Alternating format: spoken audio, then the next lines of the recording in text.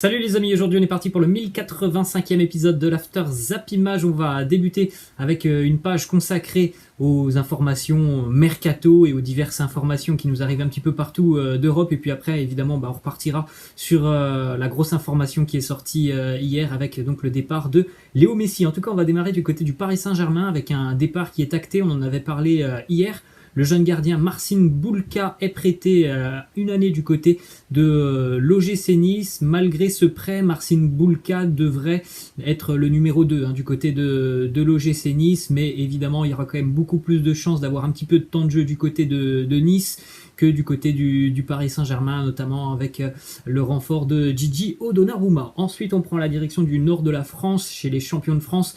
Le LOSC qui accueille un jeune joueur belge qui arrive en provenance de Hambourg en Allemagne, Amadou Onana, jeune milieu de terrain de 19 ans qui a vécu une belle saison l'année dernière avec le HSV Hambourg en deuxième division allemande, un milieu de terrain très très percutant. C'est vraiment une belle recrue pour Lille. Évidemment, le joueur est encore très jeune, il a encore besoin de s'affirmer, mais il a une très très grosse marge de progression. Il s'est engagé du côté de Lille jusqu'en 2026 pour un petit peu moins de 9 millions d'euros. Direction l'Olympique Lyonnais, une déclaration de Peter Bosz sur Ryan Cherki. Il nous dit ça se passe très bien avec Cherki, il a encore 17 ans, il a encore beaucoup à apprendre. Ryan a beaucoup de choses très intéressantes et beaucoup d'autres sur lesquelles où il doit travailler. Je suis là pour donner la main aux jeunes joueurs. Ça, c'est ce genre de déclarations qui vont faire plaisir aux supporters lyonnais qui se sont souvent plaints les dernières années des entraîneurs du côté de l'OL qui ne faisaient pas forcément beaucoup jouer les joueurs qui sortent du centre de formation. Et pourtant, du côté de Lyon, on sait qu'il y a un centre de formation qui est grandement qualitatif. Ensuite, autre déclaration de Peter Bosz qui nous dit « Les joueurs intelligents anticipent, les joueurs intelligents réagissent toujours. Si vous pensez plus vite, vous êtes plus rapide sur le terrain. Si vous réagissez, vous êtes toujours en retard. Il faut savoir ce qu'il va se passer, pas ce qu'il s'est déjà passé. » Ensuite, on a une petite information mercato du côté du Racing Club de Lens. Clément Michelin, le défenseur du Racing Club de Lens que l'on a vu notamment sur les Jeux Olympiques. Il quitte le Racing, il s'engage du côté de la Grèce avec l'AEK Athènes, contrat jusqu'en 2025, indemnité de transfert de 1 million d'euros. Direction l'Olympique de Marseille avec l'avenir de Doulier et Kaletacar qui n'est toujours pas scellé. L'Olympique de Marseille est vendeur sur le dossier du défenseur international croate. Du côté de l'OM, la piste la plus chaude et la plus sérieuse, elle mène à la Première Ligue, à West Ham. Cependant, pour le moment, aucune proposition n'est arrivée de la part des Hammers. Ensuite, information qui concerne notamment le dossier Paul Lirola et Daniel Vass. L'OM doit vendre 1 ou 2 joueurs pour poursuivre son mercato estival et donc pouvoir finaliser l'arrivée de ces 2 joueurs dont on entend beaucoup d'informations autour de ces deux joueurs déjà depuis de nombreuses semaines. L'OM a beaucoup recruté et au final Marseille n'a pas énormément dégraissé. Il y a eu des départs qui étaient des départs en fin de contrat, mais l'OM va aussi devoir vendre sur ce mois d'août. Ensuite, on a une déclaration de Pablo Longoria qui nous dit l'objectif est toujours d'aller en Champions League. L'argent dans le foot, il est dans la Champions League. Notre objectif, c'est le podium. On doit être au niveau d'attente de nos supporters. Ce sera un championnat difficile. On l'a dit, Marseille a quand même fait un mercato très intéressant, mais voilà, l'OM n'est pas seul évidemment en Ligue 1 à avoir un effectif sur le papier de qualité, et on a quand même des équipes qui sont assez rodées en Ligue 1 déjà depuis de nombreuses années aux joutes européennes. L'OM sera évidemment dans la course, je le pense, avec Monaco, avec l'Olympique Lyonnais, peut-être avec Lille, le Stade Rennais. Donc il y a quand même pas mal de prétendants pour au final 2 places en Ligue des Champions, puisque voilà, on va pas se mentir, évidemment il y en a déjà une qui est réservée au Paris Saint-Germain. Ensuite on continue les amis du côté de l'Espagne avec une information qui concerne Isco, qui est prêt à quitter le Real Madrid si une offre intéressante arrive. Le club merengue est également prêt à vendre Isco. Il y avait eu des négociations il y a quelques semaines avec l'AC Milan, les négociations étaient tombées à l'eau, mais en tout cas c'est une option. Isco pourrait être amené à quitter les merengues sur ce mercato estival. On enchaîne les amis avec une information qui est quasiment passée inaperçue hier parce qu'on a eu cette grosse information du départ de Léo Messi, mais c'est désormais officiel, c'est signé. Jack Grealish est un joueur de Manchester City. Vous avez cette belle petite image de présentation, très sympa hein, cette image de Jack Grealish, qui a donc signé avec les Sky Blues de Manchester City. Il est d'ailleurs devenu le joueur le plus cher de l'histoire de la Premier League. 118 millions d'euros dépensés par les Citizens hier pour donc acquérir Jack Grealish en provenance évidemment d'Aston Villa. Petite information, c'était le 7 mai 2014. Jack Grealish faisait ses grands débuts en Premier League. C'était évidemment avec Aston Villa et à l'époque c'était face à Manchester City. On enchaîne cette fois-ci du côté de Tottenham avec les dirigeants des Spurs de Tottenham qui sont très clairs sur le dossier Harry Kane. Il est hors de question de vendre l'international anglais qui devra respecter son contrat jusqu'en 2024. Les Spurs ne veulent pas négocier. Alors évidemment, voilà, on le sait aussi, hein, le foot c'est aussi une histoire d'argent. Si jamais il y a une offre qui arrive à hauteur par exemple de 150 millions d'euros, on a beau entendre ce genre de choses, que le club ne veut absolument pas le perdre, que le club ne veut pas le vendre. Voilà, quand il y a une grosse somme d'argent qui arrive évidemment, eh bien ça fait réfléchir, mais en tout cas, voilà, ce que l'on sait, c'est que Tottenham ne veut pas perdre Harry Kane. Après, voilà, si par exemple City arrive aussi avec 130, 140 millions d'euros, bah, peut-être que là les Spurs vont réfléchir à deux fois. Ensuite, on continue les amis avec quelques informations qui concernent plusieurs clubs. On pourrait avoir un jeu des chaises musicales entre plusieurs clubs, notamment en Angleterre et puis aussi en Italie. Chelsea est prêt à vendre Tammy Abraham. L'Atalanta est prête à débourser 40 millions d'euros pour Tammy Abraham, mais l'Atalanta est prête à débourser ces 40 millions d'euros seulement et si seulement Duvan Zapata quitte l'Atalanta du coup pour rejoindre l'Inter Milan, puisque l'Inter devrait perdre Romelu Lukaku. Donc voilà, j'espère que j'ai été clair. C'est un jeu des chaises musicales. Du côté de l'Inter, on vise Duvan Zapata en tant que cible numéro 1 en cas de départ de Romelu Lukaku. La deuxième option, c'est la piste de l'attaquant du Genoa, Gianluca Scamacca. On jette un coup d'œil donc au résumé de ces trois transferts qui pourraient arriver. Romelu Lukaku qui pourrait donc quitter l'Inter pour Chelsea, Tammy Abraham qui pourrait quitter Chelsea pour l'Atalanta et Duvan Zapata qui pourrait quitter l'Atalanta pour l'Inter Milan. Ensuite, on a une petite information du côté de Manchester United. Le jeune Facundo Pellistri est de nouveau prêté du côté du Deportivo Alavés en Espagne. Il avait été prêté notamment sur la seconde partie de saison, la saison passée. Une information aussi qui concerne le Napoli. Selon le quotidien italien Sky Sports, Naples aimerait récupérer de nouveau Tiemoué Bakayoko en prêt. Une offre pourrait être formulée d'ici à quelques semaines. Beaucoup de difficultés pour Bakayoko à s'imposer du côté de Chelsea. Il a eu pas mal de prêts depuis quelques années et il est vrai que l'année dernière, Gennaro Gattuso était assez satisfait de l'apport de Bakayoko sur le terrain.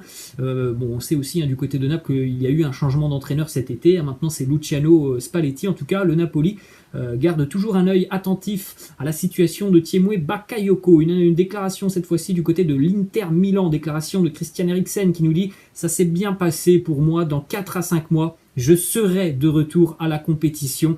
Eh bien c'est merveilleux, c'est tout ce que l'on souhaite à Christian Eriksen de le revoir évidemment sur les terrains de football. Direction la Juventus maintenant avec une information qui concerne Merih Demiral, on en parle depuis une dizaine de jours.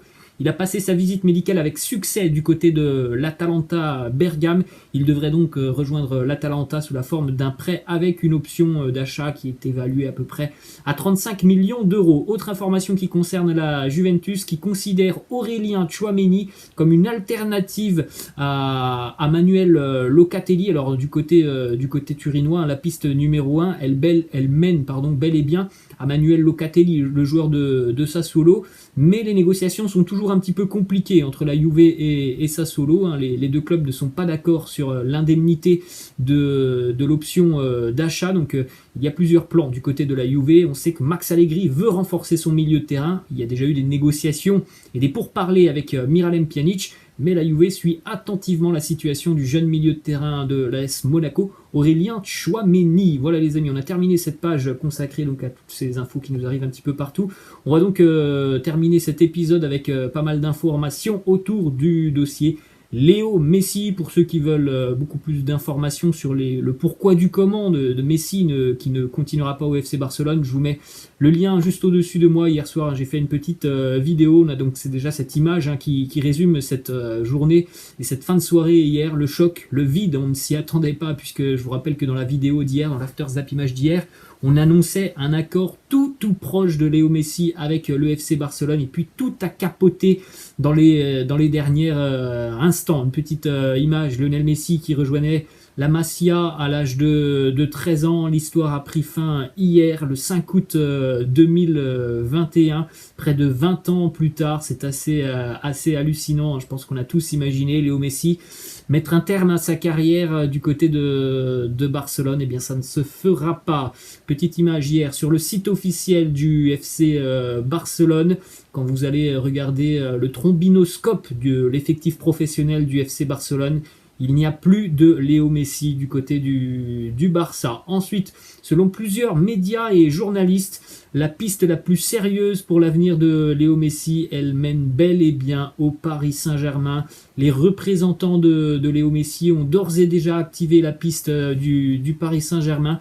Alors du côté du PSG, on souhaite évidemment que la signature de la star argentine rapporte plus qu'elle ne le coûte. On sait que Lionel Messi, c'est un joueur qui coûte très cher. Donc du côté de Paris, on a évidemment envie de réaliser cet énorme coup. Mais on veut aussi surtout faire attention financièrement. Le Paris Saint-Germain est en train d'explorer différentes pistes avec des partenaires commerciaux pour pouvoir donc finaliser cette arrivée de Léo Messi. Ensuite, on continue les amis avec une petite déclaration de Sergio Ramos. C'était en tout début d'année, le 5 janvier, lors d'une réunion avec le président du Real Madrid, Florentino Pérez, pour évoquer une prolongation de contrat au Real, une prolongation qui au final ne s'est pas faite. Sergio Ramos avait dit à Florentino Pérez: au PSG, ils m'ont dit qu'ils feraient une équipe avec moi et Messi. 7 mois plus tard, Sergio Ramos est un joueur du Paris Saint-Germain. Lionel Messi n'est plus un joueur du FC Barcelone. Tout porte à croire qu'on pourrait donc avoir quand même un Lionel Messi évoluer en Ligue 1 l'année prochaine. Ensuite, on continue avec ces deux petites images d'un affrontement entre le FC Barcelone et le Real Madrid. Évidemment, le Classico n'aura plus la même saveur. Déjà, lorsque Cristiano était parti du Real Madrid, j'ai vraiment ressenti moi un petit vide là de voir Lionel Messi quitter le Barça. C'est sûr que les Classicos ne seront plus les mêmes. On va pas se mentir. Lorsqu'on regardait un Barça Real Madrid, évidemment, on regardait le match, mais on regardait aussi surtout les deux stars que l'on avait sur le terrain. Au final, les statistiques de Léo Messi, donc à l'issue de sa carrière du côté du FC Barcelone: 778 matchs, 672 buts, 305 passes décisives, 35 trophées remportés, 6 ballons d'or. On rappelle aussi cette année exceptionnelle en 2012, 69 matchs joués pour 91 buts inscrits. Un exploit qui est encore inscrit à l'heure actuelle dans le Guinness World des records. Un exploit qui restera encore certainement très longtemps dans ce Guinness des records. Ensuite, on continue les amis avec cette déclaration de Sergio Agüero qui a choisi le FC Barcelone. Notamment aussi parce que Léo Messi était du côté du Barça, on rappelle. Il nous dit: Messi m'a convaincu de venir à Barcelone, j'ai toujours rêvé de jouer dans un club aux côtés de Léo. Ça ne se fera pas pour Sergio Agüero. Il jouera notamment avec Martin Braithwaite, évidemment, si le Danois est encore là la saison prochaine. Une petite image qui résume bien la soirée des supporters catalans hier. C'est une image parmi tant d'autres, parce qu'il y a eu énormément de fans du FC Barcelone qui sont allés devant le Camp Nou avec des maillots de Messi, et il y a eu beaucoup de larmes qui ont été versées par les supporters du Barça. Là, vous voyez ce supporter complètement effondré de l'annonce du communiqué du club catalan. Ensuite, on continue les amis avec la première réaction de Neymar au départ de Messi. Neymar qui a liké un dessin sur Instagram où lui et Messi s'enlacent avec le maillot du Paris Saint-Germain. Vous avez cette image donc, Neymar et Messi qui s'enlacent, maillot du Paris Saint-Germain sur les épaules, et le petit like donc de Neymar hier, qui évidemment aimerait que Messi puisse le rejoindre du côté de la capitale. Ensuite, les amis, eh bien on va terminer avec une petite question de fin qui concerne Léo Messi. Vous avez cette image, Lionel Messi qui dit au revoir au FC Barcelone après tant de belles années, tant de trophées remportés, tant d'émotions qu'il nous a procuré, pardon. Quel moment restera pour vous votre meilleur souvenir de Messi sous les couleurs du Barça? Il y en a tellement que c'est assez compliqué de choisir, mais moi je partirais sur le but maradonesque qu'il avait marqué.